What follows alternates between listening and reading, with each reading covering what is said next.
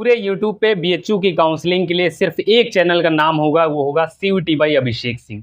ये मैं नहीं कह रहा हूँ, ये बच्चों का ट्रस्ट कह रहा है। कैसे भाई? करेक्शन विंडो में मैंने देखा कि कुछ लोग बता रहे हैं कि ये कर सकते हैं, ये ऑप्शन आ रहा हो तो कर लेना। अरे एग्जैक्ट बताओ ना क्या हो सकता है, क्योंकि उन्होंने फॉर्म को फिल करके देखा ही नहीं। उन्होंने फॉर्म में जो करेक्शन हो सकते हैं वो नहीं चेक किए। वो बस आपको एक डाटा दे रहे हैं पुराना पीजी वगैरह का देख के। अरे इस फॉर्म में अगर आपने प्रैक्टिकल कुछ किया हो तो आप बताइए, वरना गलत इन्फॉर्मेशन मत दीजिए।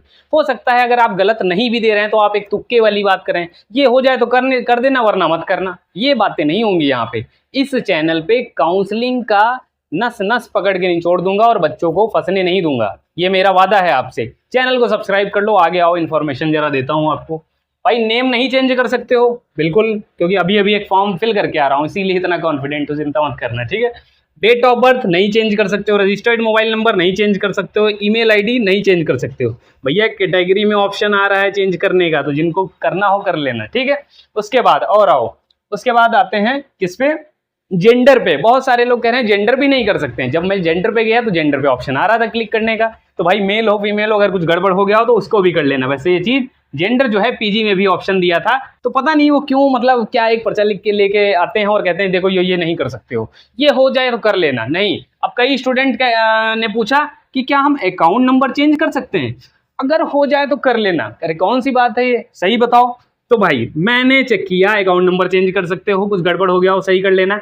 एड्रेस भी अपडेट कर सकते हो, एकेडमिक डिटेल्स चेंज कर सकते हैं। मान लो क्लास 12th में आपने कुछ मार्क्स वगैरह गड़बड़ कर दिए हो, या 10th में गड़बड़ कर दिए हो, और मान लीजिए आपको गवर्नमेंट कॉलेज हो या आपका प्राइवेट कॉलेज हो गया, इनमें कुछ चेंजेस करने हो कर सकते हो। अगर मान लीजिए आपकी डेट ऑफ बर्थ रॉन्ग है, ईमेल आईडी रॉन्ग है, तो ये भाई बीएचयू में आने के बाद चेंज हो जाएगा। तो अभी मत घबराओ, बीएचयू में जब फिजिकल वेरिफिकेशन में जब एडमिशन हो जाएगा तो सेंट्रल ऑफिस से चेंज हो जाएगा। तो एक और मुसीबत आपकी मैंने कम कर दी। और ईमेल वगैरह जो आता है, ये आपका हॉस्टल का ईमेल, उसी पे आएगा मेल वगैरह जो आएगा। तो भाई जैसे ही बीएचयू में एडमिशन लेना तो कोशिश करना जितना जल्दी हो सके करा लो, क्योंकि हॉस्टल अलॉटमेंट में लगभग आपका 25 अगस्त के आसपास फिजिकल डॉक्यूमेंट वेरिफिकेशन होगा, और उसके एक वीक के अंदर हॉस्टल की प्रक्रिया शुरू हो जाएगी, ठीक है। अब आते हैं कैटेगरी सर्टिफिकेट। तो भाई जितने भी अपलोड सेक्शन जो था उसमें सारा कुछ आप अपलोड दोबारा से कर सकते हैं। तो कुछ इशू, मान लीजिए किसी के में लिखा है category certificate, OBC certificate undertaking, EWS certificate undertaking, वो भाई हो गया, चिंता मत करो, एक बार जाके चेक कर लेना। वहां पे अपलोड में एक बार जैसे ही क्लिक करेंगे, व्यू करेंगे, तो आपको वहां पे शो होगा। एक और इंपॉर्टेंट आपको बता देता हूँ, 10th और 12th मार्कशीट में अगर कुछ गड़बड़ है तो फॉर्म रिजेक्ट नहीं होगा। कैटेगरी सर्टिफिकेट एक बहुत ज्यादा डाउट है, खासकर ईडब्ल्यूएस का तो हिंदी में हो इंग्लिश में कोई दिक्कत नहीं, दोनों चलेगा। स्टेट हो सेंट्रल हो दोनों चल जाएगा। ओबीसी एससी एसटी के लिए इंपॉर्टेंट है सेंट्रल हो, लेकिन फिजिकल वेरिफिकेशन में ज्यादा इंपॉर्टेंट है। अभी स्टेट लगा दिया है, कोई दिक्कत नहीं, डरो मत भाई। एक चीज ध्यान रखना, 1 जनवरी 2026 ईडब्ल्यूएस और ओबीसी एसटी के लिए कोई टाइमलाइन नहीं है। और सुनो इंपॉर्टेंट, जब फिजिकल वेरिफिकेशन में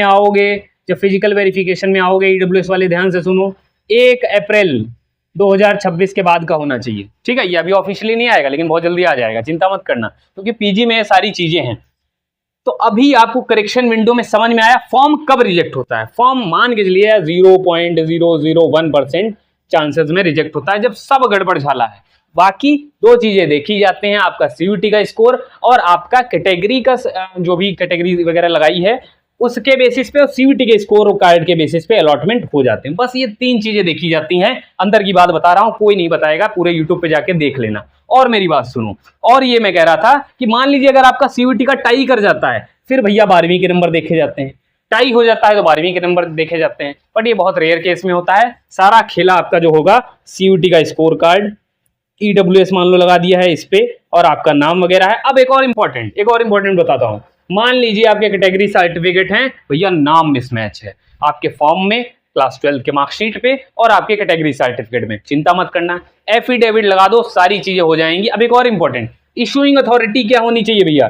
तहसीलदार है, कोई दिक्कत नहीं है, तहसीलदार है चल जाएगा। रेवेन्यू ऑफिसर है, बहुत बढ़िया है। सर्किल ऑफिसर है तो भाई आप फिजिकल वेरिफिकेशन में कोशिश करना जो है अपग्रेडेड वाला लाना, तो कोई दिक्कत नहीं है। बाकी एसडीएम डीएम है, कोई दिक्कत नहीं है, एसडीएम डीएम तो बहुत बेहतर है, ये सारी चीजों में कोई दिक्कत नहीं। ओबीसी सर्टिफिकेट में इंपॉर्टेंट ये है कि भैया आपकी जो कास्ट है वो सेंट्रल लिस्ट में आनी चाहिए। समझ पा रहे हो कितनी बारीकी से आपके डाउट क्लियर हो रहे हैं? एकदम चिंता मत करना, बहुत तगड़े चैनल पे आप आए हो। अगर पहली बार कर रहे हो तो चैनल को सब्सक्राइब कर लेना। ये वीडियो सबसे बेस्ट है, खासकर उन स्टूडेंट के लिए जिन्होंने गलती कर दी थी। सारी चीज़ें मैंने क्लियर कर दी। बाकी कोई डाउट हो तो कमेंट में लिख देना। बिल्कुल ऑथेंटिक इन्फॉर्मेशन है, डरना मत, घबराना मत। चैनल को हमेशा के लिए सब्सक्राइब कर लो, पूरा साथ दूंगा और कॉलेज में भी आपको बहुत सारी गाइडेंस दूंगा। जिनको भी पर्सनल काउंसलिंग में जुड़ना है भाई, 149 प्राइस था, बट मैंने स्टूडेंट की जरूरत को देखते हुए और क्योंकि मैं चाहता हूं उनका एडमिशन बिना किसी गलती हो, तो भाई 99 मैंने कर दिया है। दिए गए ईमेल आईडी पे अपना नंबर भेज दो या फिर इंस्टाग्राम पे डायरेक्ट डीएम कर दो, डिस्क्रिप्शन में सारी लिंक मिल जाएंगी। कोई दिक्कत वाली बात नहीं। मिलते हैं नेक्स्ट वीडियो पे। All the best.